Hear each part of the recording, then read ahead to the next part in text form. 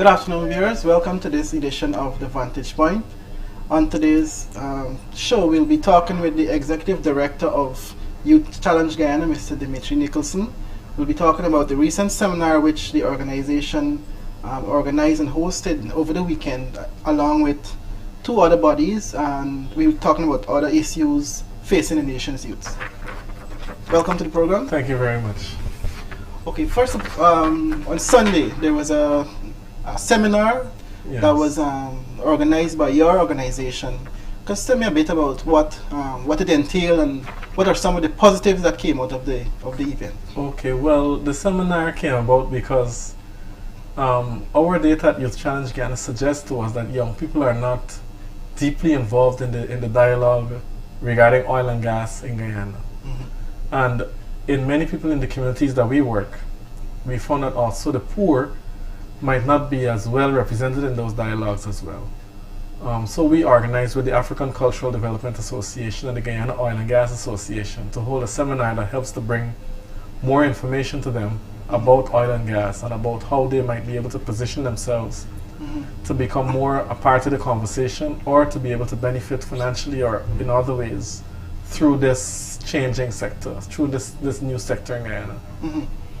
And what are some of the positives that came out of the event? And could you just tell me a bit about the target, those youths who may have been targeting? Okay, well, the youth who we targeted primarily were young people who volunteer with Youth Challenge Guyana and volunteer with the AGDA as well as the Guyana Oil and Gas Association in the communities that we work, like West Ramveld, Northeast Lieutenants and so forth. And it also targeted Afrocentric groups that also are part of the ACTA and so on. And what it entailed is that the presenter was Mr. Nigel Hughes from the Guyana Oil and Gas Association, and he spoke about the infrastructure that might exist in Guyana which can or cannot support oil and gas, the legal framework which Guyana needs to have to support a successful oil and gas sector, the kind of things that young people need to do to position themselves to be able to benefit from those resources, the kind of education framework and infrastructure that Guyana might need to be able to benefit well from this. There was some time that was spent on talking about local content because it's a very topical issue. Everyone is talking about how many immigrants are coming to Guyana to work in the oil and gas, etc. However, through the discussion that we had at the seminar, one of the things we observed is that Guyana might not have the human resource pool in quantities and maybe skills to be able to contribute significantly to the sector. So that's an area where Guyanese need to think more about how can we position ourselves more to become more benefit more from those direct employment that's available through the oil and gas sectors. Okay, and is there any other opportunity for similar events in other parts of the country? Parts of Region 4, maybe the hinterland? You know, I'm glad you brought it up because in our conversation with the Oil and Gas Association, GOGA, we've discussed that there is an opportunity for us to be able to take this kind of seminar on a road tour to different parts of the country. Our only challenge at the moment is sponsorship to make that happen. Right, because the previous one was not sponsored. It is the volunteers who helped to put this together. And thankfully the Guyana Oil Company provided some light refreshments and the space and the PA system and the things that we needed to make it happen successfully. So we're grateful to that. So other companies can come to help us to do this in a very non-partisan way. And how long has this been going? You said this is the second one? Yes, we had one last year that was a bit more grassroots and down to earth. It was at the Guinness Bar, and the public was invited to that. But on this occasion, invitations were sent to the associations and the people who we wanted to invite. Okay, you said you partnered with the African Cultural Development Association. What about those other organizations of a similar social role? Well, as we expanded, because it's usually, well, now we're looking at it as a long-term type of intervention. Initially, it was to provide information, and we use those associates that are more familiar to Youth Challenge Guyana. However, we're not averse to the key areas that Youth Challenge works in, and as a result of that, our data, we collect data for those particular areas. When we, over the last decade, we would have had the National Volunteer Teachers Program, where we had a role with the Ministry of Education to send volunteer teachers into remote areas in regions 1, 2, 7, 8, and 9. Right, and sometimes 10. We would have young volunteers in those areas teach within the school system where there was a shortage of teachers. However, in 2016, the Ministry of Education said they no longer wanted volunteer teachers to go to the schools because they're increasing the number of teachers who will work in the hinterland. Well, we have not followed up to see how well that has been But going. how did you evaluate that program? Well, it ended because the ministry no longer wanted that relationship. No, but I'm talking about the results. Oh, well, for us, we found spectacular results in that in many of the schools, we had a dramatic increase in the number of children who came to school every day, because the reason for the program was that children were not going to school because there were not adequate teachers in their village or in their community. So with the volunteer teacher there, we found a tremendous increase in the number of children who were attending school regularly. There was a high attendance rate in those areas. We also found that in Paramakatoy Secondary, for example, which I like to highlight, we had a diaspora volunteer, a Guyanese who returned home to volunteer as a volunteer teacher for 1 year. And he taught mathematics and accounts in Paramakatoy Secondary, and the students passed. I think they had a 50% increase in the number of passes at the secondary school when that teacher taught for that year. So the impact was tremendous. And how do you for funding for these sort of you said it's volunteer work, but Yes. there is some sort of funding involved to carry such projects? Well, at the time it was QSO International that provided some support, and the Ministry of Education provided the stipends to the volunteers to teach in the school. However, now that we don't have that, we continue to see a need in education, particularly in poor and vulnerable communities. Because in many of these communities, the poor communities, there are many single-parent homes. And with those single-parent homes, there's very little child care that happens after 3 o'clock. So what we've done to intervene is that we were offering at the David Rose Center in West Ramville, our offices, we offer reading and storytelling for children, so that if there's no adult around at the time they get home from school, they can come and enjoy the reading and storytelling. That keeps them occupied. Yes, but not only that. Our approach, our philosophy is that reading is a fundamental activity that we learn from seeing people read. So if we see people read and we learn more about words and books, we will be more inspired to learn to read. So children are more likely to want to read when they're in school if they know the importance and if they feel something within them when they hear words and they get to learn about stories and what goes on inside a book. Okay, you mentioned after 3 o'clock. Now we have had some figures in the courts recently about cases where children have been assaulted, physically assaulted.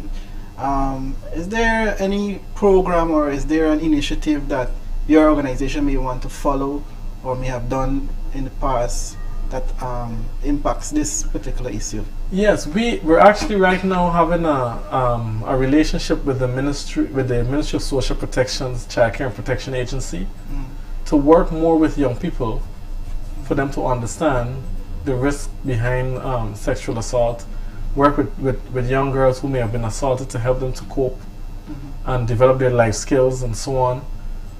In our communities as well, we're trying to work more to target parents through our relationship with the Child Care and Protection Agency, to target parents so that they can be more, so the community can be more, what's the word I'm looking for?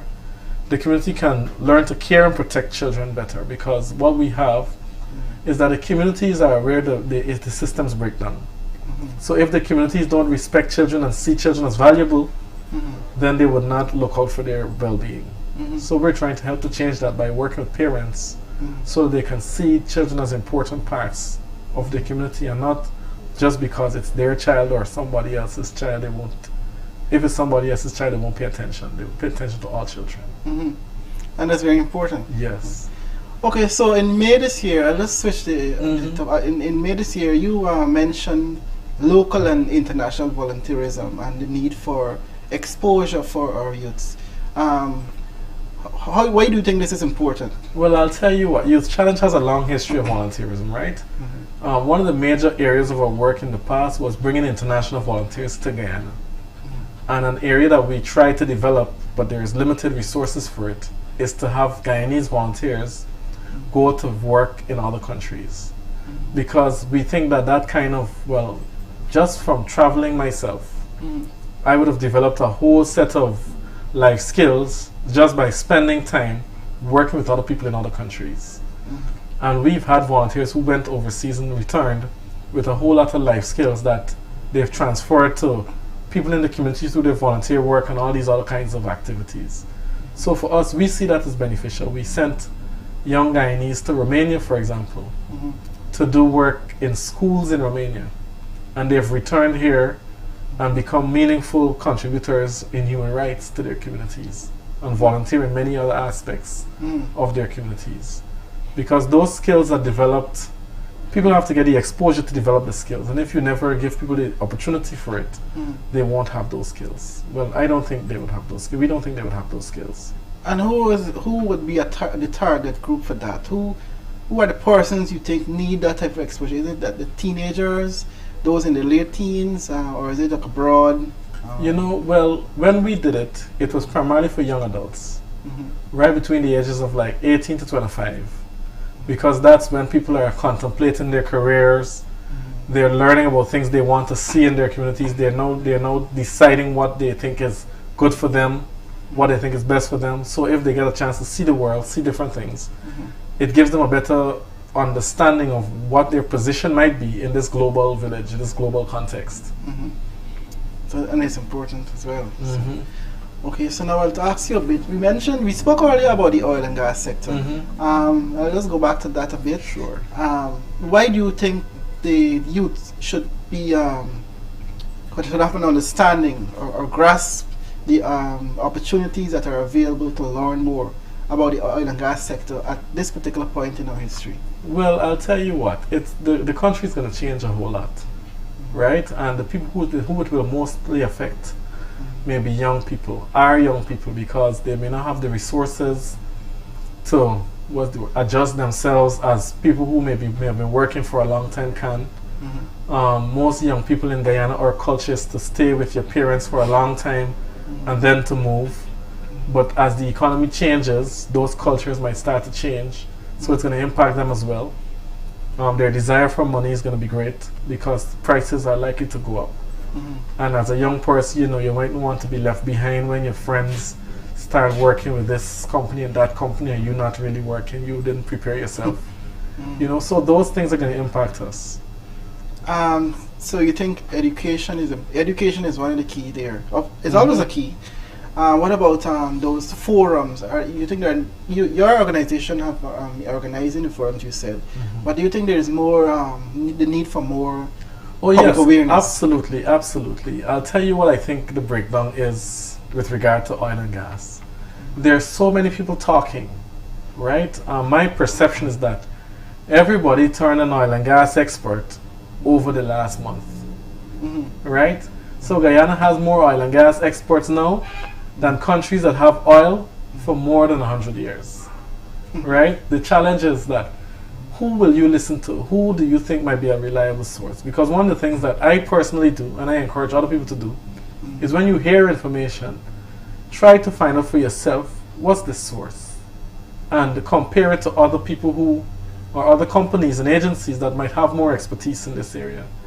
And when you find that this person might be unreliable, or a bit on a particular side, because Guyana everything is somehow, what's the word I should say, intertwined with politics. Everything comes back to politics. Precisely. So once you start to listen and you realize that this person is talking in a particular angle, then you start to research for yourself and you learn more. Right? And once you start to learn those things, then those people start to fade. Because there are many people who are arguing about this and arguing about that. But there's no need to argue. You put forward a position and you leave it. There's no need to go and attack somebody else's position. Because that's the nature of our debate. Our debate is not a conversation where I listen to you and you listen to me. It's I be antagonistic and I must tell you how your mother make you because I don't agree with how you position your debate. So that doesn't help our young people to really sink their teeth into information. Rather, when they hear and see information, they hear the anger and the resentment of the authors. Rather than a message. Precisely. Now you mentioned the politicians there. We are preparing for a major election. Many have said it's the mother of all elections. The politicians have been throwing out their thoughts on how youths should be involved. Some have been trying to gain the attention of the youths in their public discourses. What do you think the youth should be doing at this particular time to get involved in the political process? I'll tell you what. The involvement in the political process starts at your registration to vote, right? That's where the whole thing starts.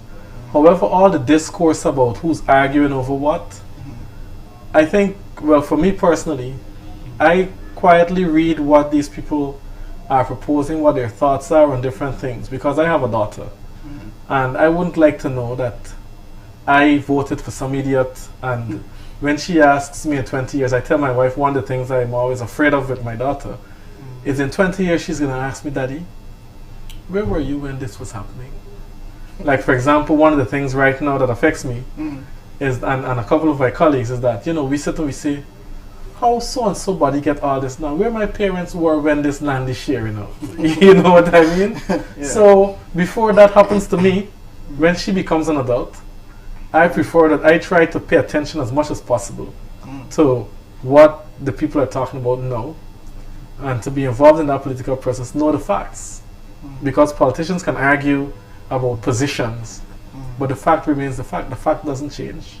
And you can decide which position you want to take after you know the facts. Well, that's important as well, because a lot of my colleagues, a lot of young people in some of them are aware of what is happening, some of them are giving their thoughts on various issues, but some don't really understand what's happening. And we're tying the oil to politics. Yep. And the companies have been coming here doing their exploration and finding oil. Every other couple morning you hear, how many barrels of oil we have. And do you think we're prepared for that evolution? I think mentally we're not.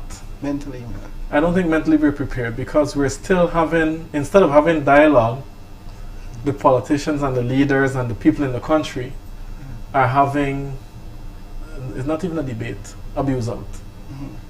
Right? About things that, how to spend oil money. But instead of proposing a whole plan, there's, we should give people $5,000 a year.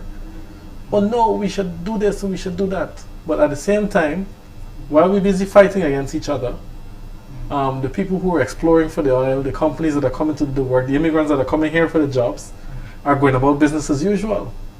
But we're the ones who spend more time taken up by our entanglement with each other over this, what you should do with the oil money and not, rather than a constructive debate, a constructive forum of consultations. There is just antagonism against each other. But I don't think we're mentally prepared. And what would be your recommendation at this particular point in time? How can we, it's not a crash course, but I'm sure there's something we could do at some point. I think we've reached a stage where we have a parliament, and one group said they're not going to parliament, and there was a long, almost a year of nothing happening. So therefore, the kind of structural adjustments that we might have needed to develop a legal framework, the window for that is about to close until after the election. And the challenge that I have is that we can still put the things we need to put in place while we have differences. Because in your family you have a difference with your cousin or your brother or whoever. If you all had to sweep the yard, you will sweep the yard and continue difference later. Because at the end of the day, if you don't sweep the yard, you can't get dinner on time. You get where I'm coming from? So we need to know how to put our differences aside to work for a particular goal. And that is the mental maturity that I'm saying we don't have. And time is winding down. And time is winding down, because if the oil comes in December and we don't have the right legal framework, you know, the minister in his last budget speech said they're putting GCOM in a position, not GCOM, but a place, GRA in a better position to be a better revenue collection agency, and so forth. However, I don't know, I haven't seen like a briefing paper on the results of that. You know, so those are small steps that we can take. You know, if we had a flow chart of things that needed to be done by when, we have what percentage of those things are done by now, how much of it requires parliament, how much of it is policy changes, how much of it is administrative changes. You know, those are things that I think would help us to know as a nation, where are we within these things. But then again, the parliamentary, the absence of the apparatus to do those things is weak. That's the problem. Okay, so I'll just ask you some questions on the last topic that I had in mind, and that's something that's very important at this point in time. It has to do with the alarming HIV rate. I think the figure was 8,000 persons or something like that, with the Ministry of Health or the authorities released some figures recently. HIV is something that it's topical in our society. A lot of people, sometimes it hits social media in the wrong way, because you know, expose a lot of people.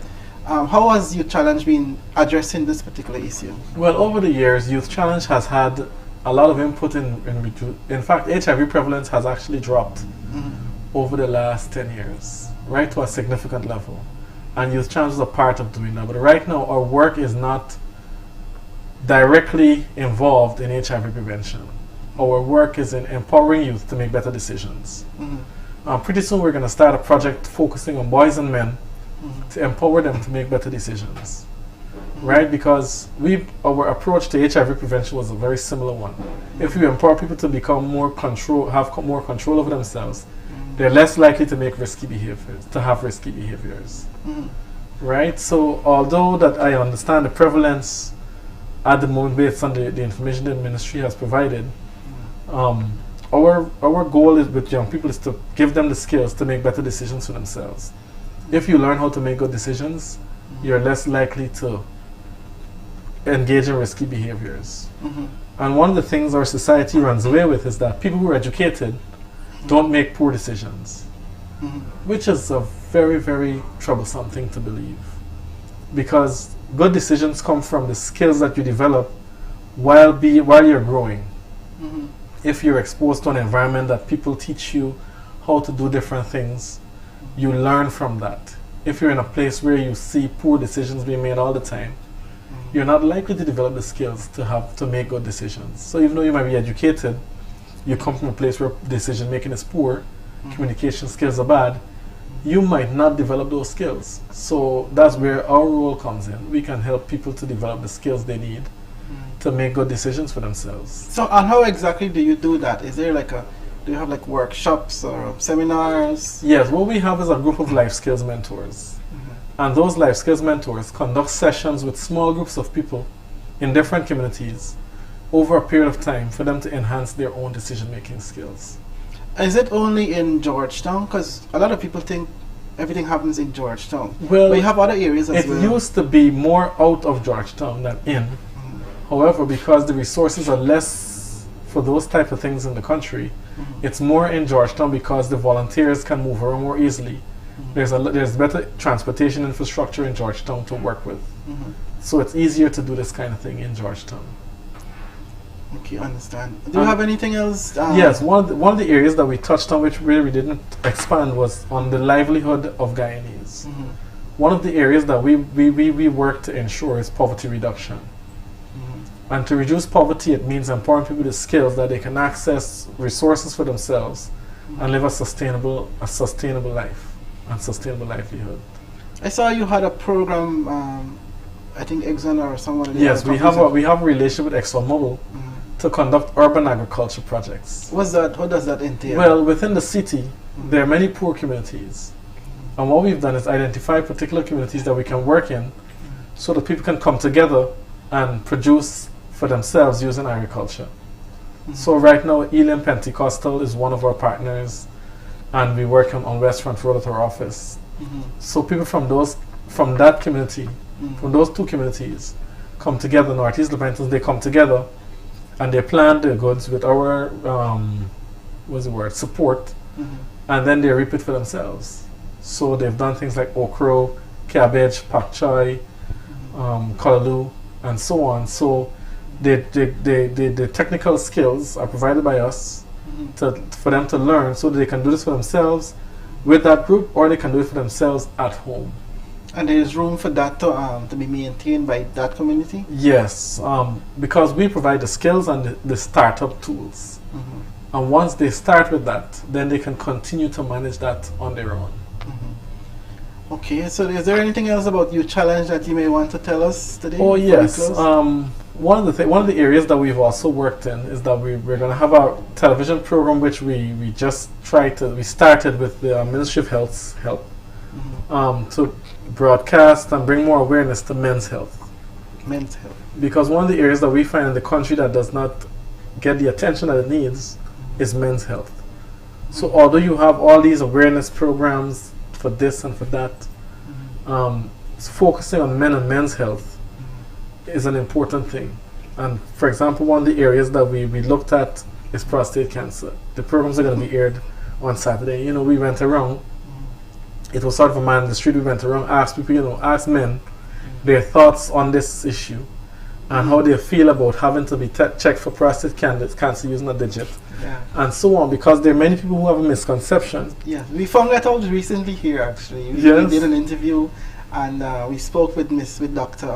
Sayan from the Cancer Institute, and he gave us some insight into how you could actually do the tests and so on. And he said he's aware that there's a misconception. So I guess you were speaking about the same misconception. Yep. And so some of the men on the road said, you know, they're frightened to do it because someone might push something there and might like it and so on, right? So these are all fears that people have. But if we have more programs and more ways to reach men with health information, I think it will really create a new type of man in Guyana, because right now men are not the most health-seeking group of people in the country. So we want to help to change that. And that is being aired, you said, on weekend? Yeah, it's going to start on Saturday. On Saturday? With the help of NCN, yes. And do you have a time? Do you have a time frame? You know, they told me the time, but I couldn't remember right now. However, I also want to share that, as I said, we're going to be working with young boys and men to improve their livelihood skills. So starting next year, we're going to have some trainings that look at particular technical skills, which we would call screwdriver trades. Things that you can learn, and it doesn't require a whole lot of resources to get into to start. So we're going to be conducting trainings like those, some in solar, electrical installation and so on, so young men can get these skills to become better providers for themselves. And in the families and communities as well. Yes. Because we believe that a lot of the crime that we're seeing, people say, you know, these men want fast money. But as I was telling you, maybe the life skills were not developed in their homes and in their communities. So there needs to be interventions that helps to target these boys and men, so they have a different outlook, a different way of seeing themselves and their lives. And they could apply those skills anywhere. Precisely, because manners, for example, when we learn as children, good manners does not take anything away from you, and you end up growing up very long time. Like in Guyana, we like to say good morning, good afternoon, good night. But when I travel to other places, people are not used to good night being a greeting. So when you say good night, people look at you like, why is he saying good night? Good night is usually when you're going to bed. But we walk in the door and say good night, everybody. Right? So those are things that when you teach life skills, they stay with you for a very long time. Okay. Alright, so we have been talking with Mr. Dmitri Nicholson. He's the Executive Director of Youth Challenge Guyana. We have been talking about issues facing our nation's youths, our preparations for the oil and gas sector, as well as those issues within the communities. Thank you for being with us on today's program. Thank you very much for having me. Appreciate it. Alright.